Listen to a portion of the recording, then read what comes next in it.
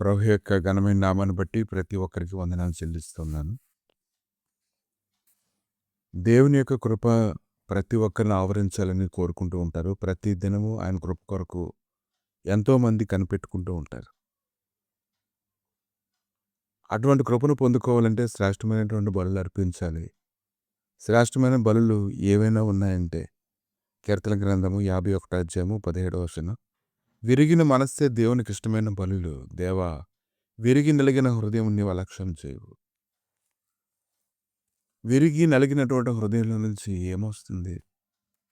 ఈరోజు విరిగి నలిగిన హృదయం ఎవరిలో అయితే ఉంటుందో వారిలో పశ్చాత్తాపం ఉంటుంది. పశ్చాత్తాపం చెందినటువంటి వారు ఎవరైనా సరే విరిగి నలిగిన హృదయంతో దేవుడి సన్నిధిని సమీపించినప్పుడు శ్రేష్టమైనటువంటి విన్నపము దేవుడికి ఎంతో సంతోషం కలిగిస్తూ ఉంటుంది. కీర్తన గ్రంథము 51 అధ్యాయము 10వ వచనం.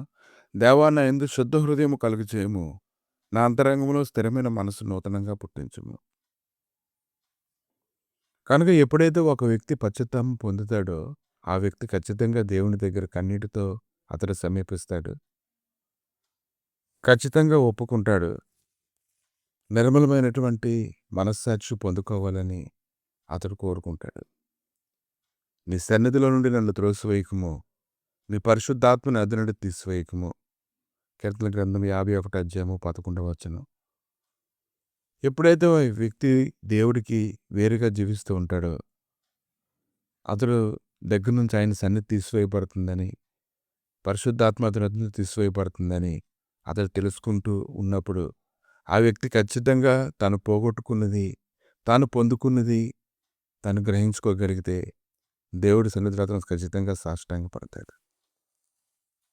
కనుక ఈరోజు రక్షణానందం పొందాలంటే తిరిగి ఒక వ్యక్తి పశ్చాత్తాపం పొంది దేవుడు ఏర్పాటు చేసినటువంటి ఏర్పాట్లోకి మరలా వచ్చి ఆయన సన్నిధిలో నిలకడగా ఉన్నట్లయితే ఖచ్చితంగా అతను రక్షణానందాన్ని పొందుతాడు. కీర్తన గ్రంథము 51 అధ్యాయము 12వ వచనం. నీ రక్షణానందం నాకు మరలా పుట్టించుము, సమ్మతి గల మనసు కలుగజేసి నన్ను దృఢపరచుము. కనుక ఆ రక్షణానందం పొందినప్పుడే ఆయన ప్రేమను మనం రుచి చూడగలుగుతాము. ఆ ప్రేమను రుచి చూసినప్పుడు మాత్రం మనం స్థిరంగా ఉంటాము. మన హృదయానికి ఎంతో నిబ్బరం కలుగుతుంది. ధైర్యంగా ఉంటాము.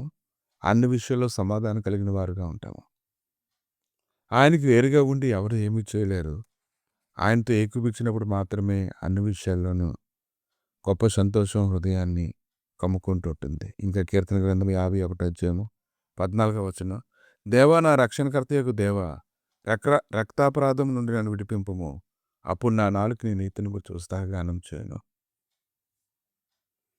కనుక ఆయన కనికరము ఈరోజు నీ మీద కుమరించబడాలంటే దేవునికి అంగీకారమైనటువంటి బలులు ఏమైనా ఉన్నాయంటే విరిగి నలిగినటువంటి హృదయం.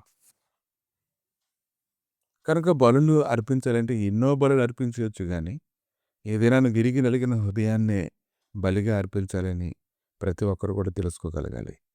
ఎప్పుడైతే విరిగి నలిగినటువంటి హృదయం వస్తుందో ఆ వ్యక్తి ఖచ్చితంగా తాను జీవించినటువంటి జీవితాన్ని బట్టి బహుగా దుఃఖిస్తాడు. అణిగి ఉండడానికి అతను ఇష్టపడతాడు. ఇంకా దేవుడి కృప గట్టిగా పట్టుకుంటాడు. అటువంటి వ్యక్తిని దేవునికి కావాలని ఉదయకాలని ఆయన కోరుకుంటూ ఉన్నారు. కాబట్టి శ్రేష్టమైన బలులు ఏవైనా ఉన్నాయంటే ఏదైనా నీలో ఉండేటువంటి హీనమైనటువంటి స్థితిని నిన్ను విడిచిపెట్టినట్లయితే దేవుడు ఖచ్చితంగా మరలా తన ప్రేమను కుమ్మరింపజేసి నిన్ను బలపరుస్తాడు. ప్రభా, ఇదిగో తండ్రి, ఉదయకాలాన్ని నీ సన్నిధిలో నాయన కనిపెట్టుకుని ఉంటుండగా నీ మహిమకరమైనటువంటి సన్నిధితో నింపబడుతుండగా తండ్రి, నాయన విరిగి నలిగిన హృదయం ప్రతి ఒక్కరికి అనుగ్రహించు నాయన. దేవాని సన్నిధి నాయన ఉంటేనే అన్ని విషయంలో బలం పొందుకుంటాం తండ్రి.